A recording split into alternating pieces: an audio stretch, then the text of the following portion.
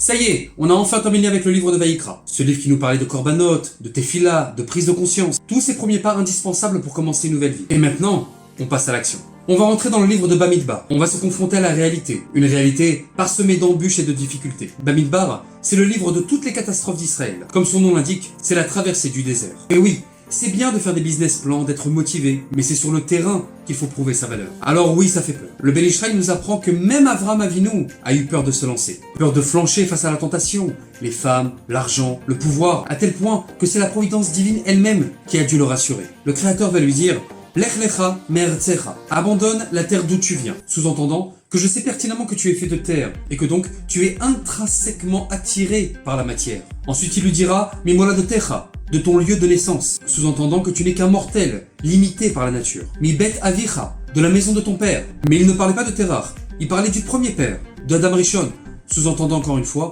que même lui a fauté. Le Ben Ish Chai nous apprend qu'Akadosh Baruch Hu a dû l'encourager en lui disant que ce n'est pas grave, la teshuva est toujours possible. L'objectif c'est que tu avances. Alors bien sûr, nous ne sommes pas là pour légitimer la faute, mais uniquement pour empêcher que la peur de la faute nous paralyse. Oui, je sors accomplir ma mission. Je vais affronter le désert. Et ça ne va pas être facile, loin de là. Je vais sûrement tomber plusieurs fois. Mais comme nous l'enseigne le Talmud, Sheva, Ipol Sadik Vokam, le plus important, c'est de toujours savoir se relever.